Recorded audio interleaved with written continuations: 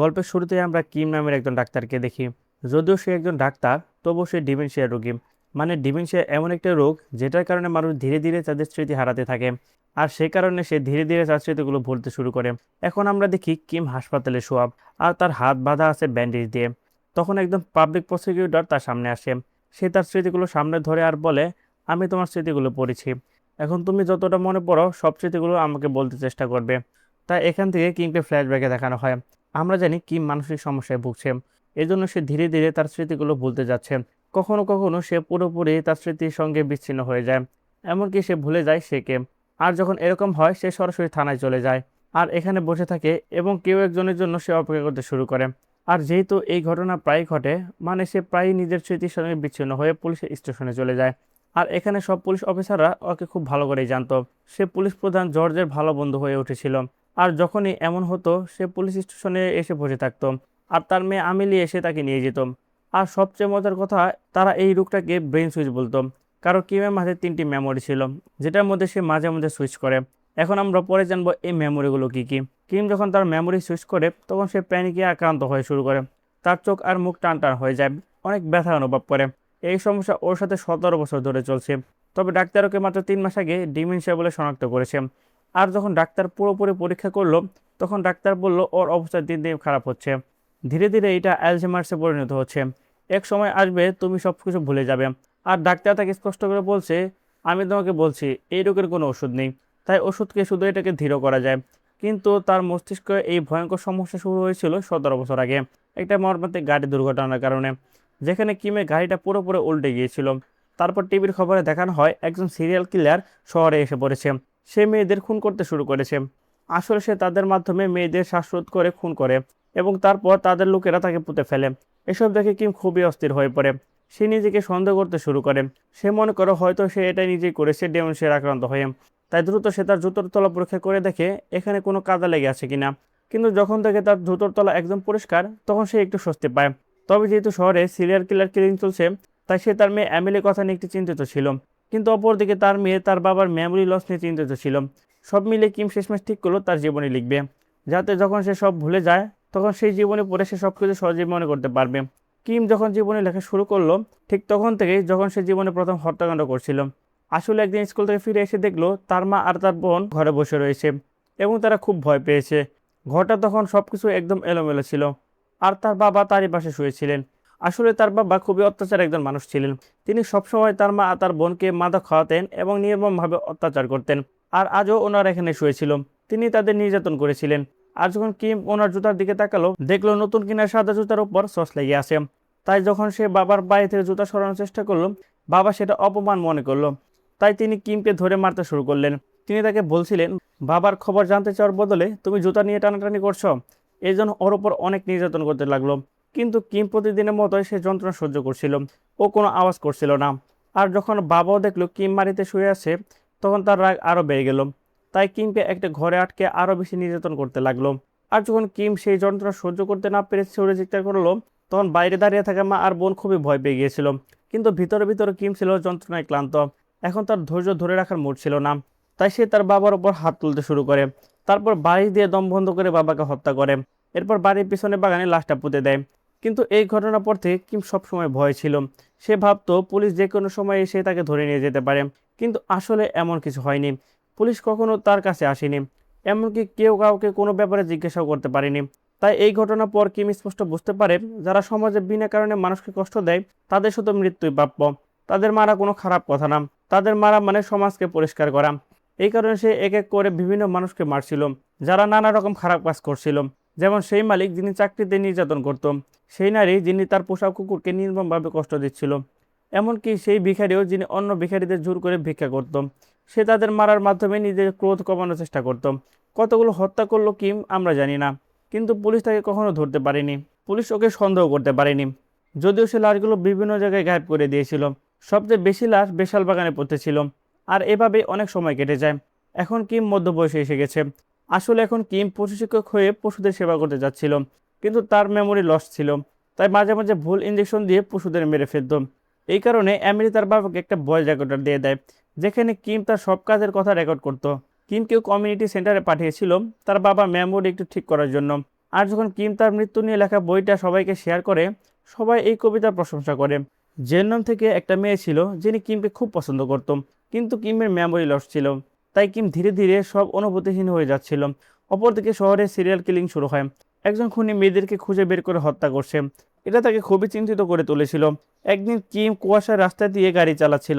হঠাৎ করে মার্টিন নামের একটা লোককে গাড়ির সামনে সে ধাক্কা লাগায়, এবং যখন সে বাইরে এসে ক্ষমা চাচ্ছিল, তখন সে দেখলো মার্টিনের গাড়ির ডিকি থেকে রক্ত বের হয়ে নিচে পড়ছে।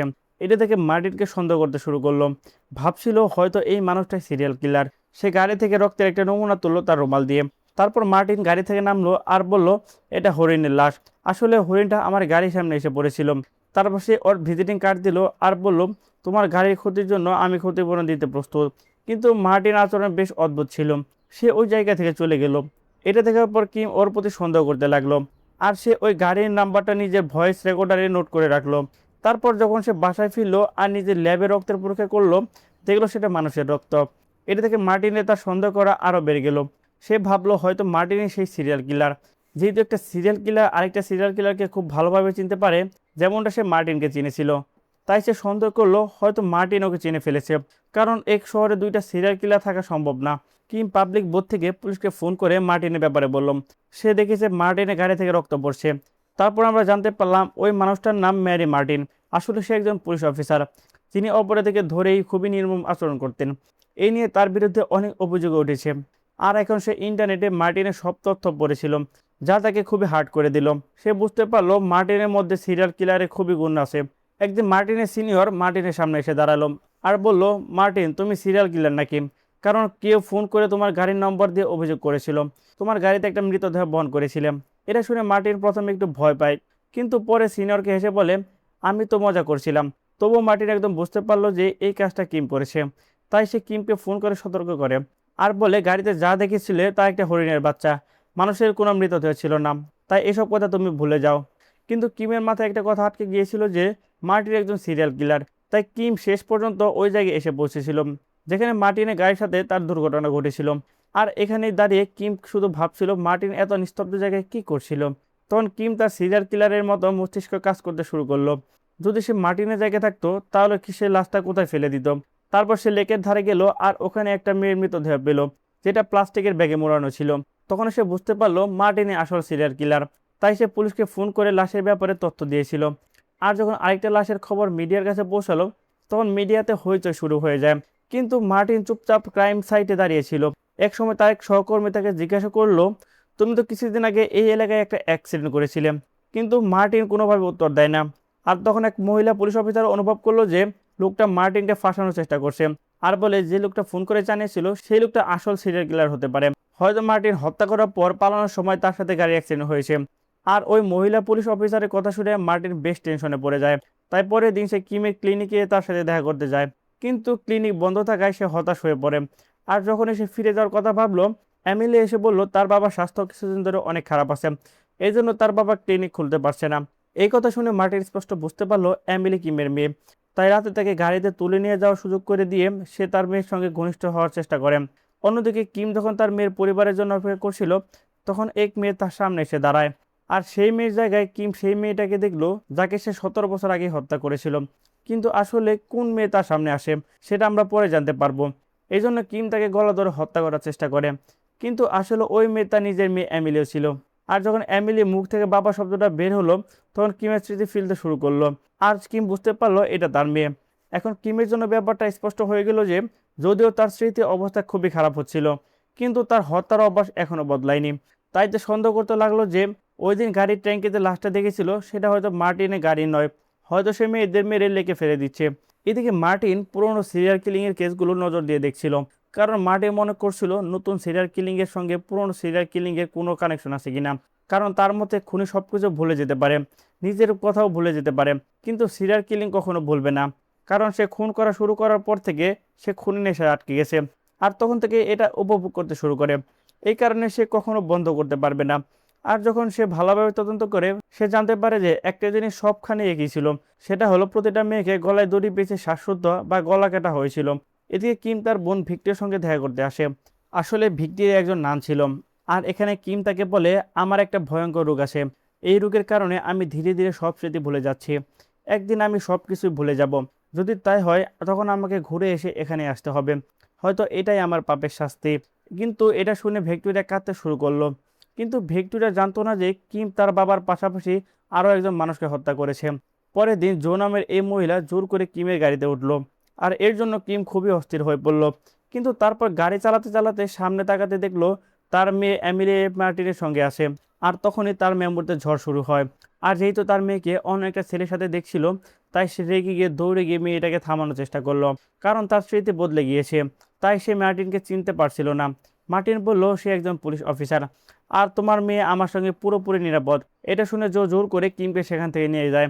আমি আগে তোমার বাবা কিমের সাথে দেখা করেছি, কিন্তু কেন সে আমাকে চিনতে পারলো না? তখন সে বলল সে অ্যালজাইমার্স রোগে ভুগছে। কখনো কখনো সবই ভুলে যায়, আবার কখনো কখনো আমাকেই চিনতে পারে না। ওই দিন তুমি কেন একা ওই জায়গায় গেলে?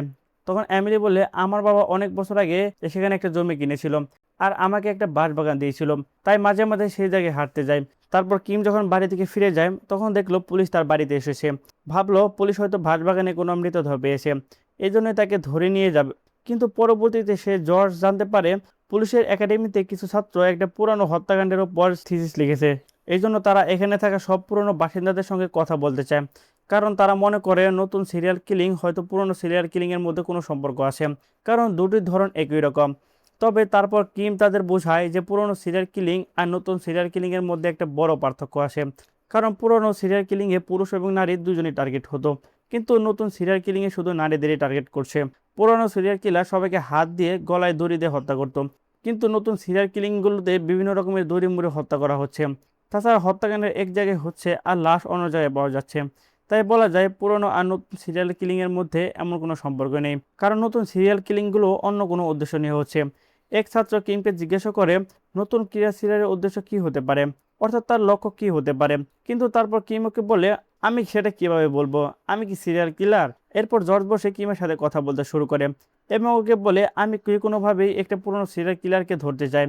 যদিও সময়সীমা হয়ে গেছে, তবুও আমি তাকে ধরবো। তাই জর্জ ওকে বলে আমি এই সিরিয়াল কিলারকে যেভাবে হোক ধরতে চাই। তো বন্ধুরা, পরবর্তীতে জর্জ কি পারে সিরিয়াল কিলারকে ধরতে, সেটাই আমরা দেখবো পরবর্তী এপিসোডে। তো পরবর্তী এপিসোড খুব শীঘ্রই চলে আসবে। এই এপিসোড যদি ভালো লেগে থাকে তাহলে অবশ্যই চ্যানেলটা সাবস্ক্রাইব করতে পারেন। পরবর্তী এপিসোড পর্যন্ত সবাই ভালো থাকবেন, সুস্থ থাকবেন। আল্লাহ হাফেজ।